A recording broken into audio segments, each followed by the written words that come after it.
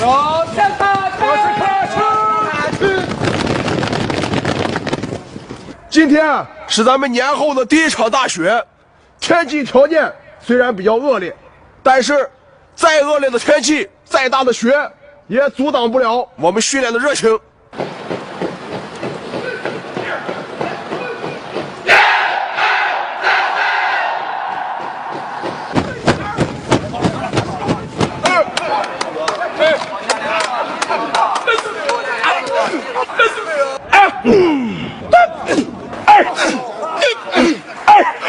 脱枪分解动作，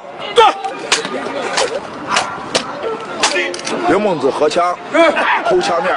第二动，放心。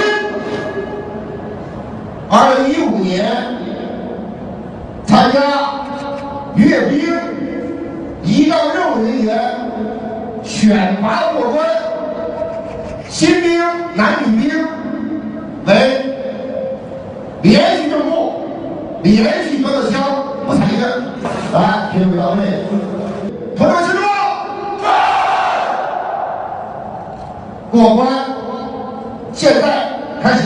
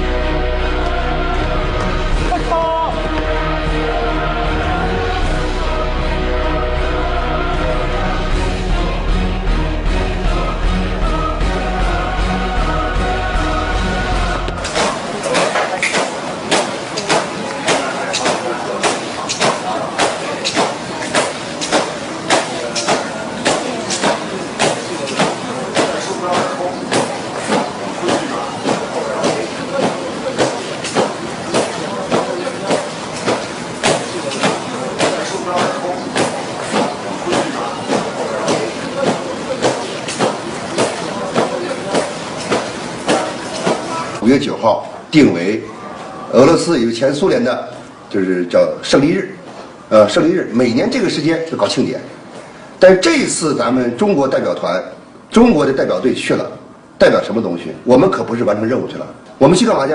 习六七带这个部队要去参加这个庆典，参加这个独立日，这个卫国战争胜利日的庆典，意义就是在于把中国推向世界。下午选中这几个牌面有个练嘛，你就自己哪个牌面齐。哪个方面去？第一步一定要迈出去，行进过程当中要保持住目前这种状况，起步前进，跟起来，第一步，后面往后多点，后面。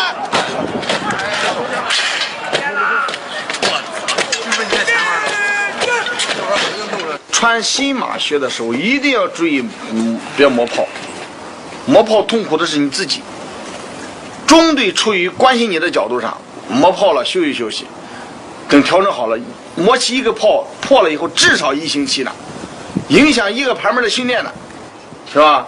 这个谁，那个叫刘兆斌，唐天宇都不知道，啊？为什么？人家忍着呢，啊，人家忍着呢，有的是在坚持着。来，你们把鞋脱了，把鞋脱了。对，想法垫了塑料袋啊，也得上啊。对，先脱了行了。啊，你看唐天宇这个多大啊？你看这个烂的，肉还在上边呢。哎呦，脚垫，你看这是疼不疼？肯定疼，每走一步都磨着肉啊，你看着都疼啊。这就是阅兵精神。复俄任务呢是通过队里几次就是非常严格的一次选拔，然后我就是有幸能够通过这个顺利过关，然后编入这个复俄阅兵方阵，能够去执行自己的来仪仗队作为仪仗兵的第一次任务。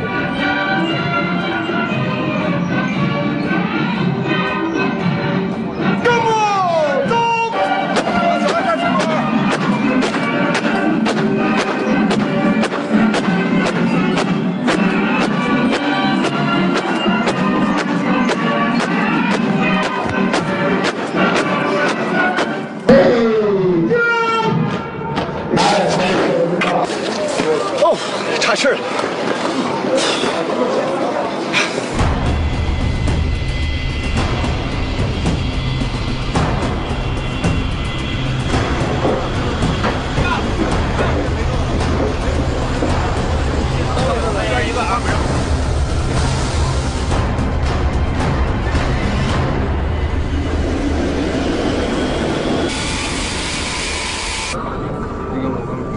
第一次去阿拉比诺靶场合练呢，是我们到达莫斯科的第2天。这次合练的目的主要是10个外国参与方队去适应当地的天气，包括温度，还有这个当地的场地情况。平均身高是1.88米，在我们选人的时候，政治素质，而且尤其是担任过大项任务以上的人，这个队员才能参与，而且还是必须身高是1.86米以上的。10个国家有7个国家都是专业队，都是他们本国的仪仗队，也算是同行，五官端正，身材呀、身高啊，都相对来讲是一个国家的代表。所以说，中国一亮相，同行们都很赞叹。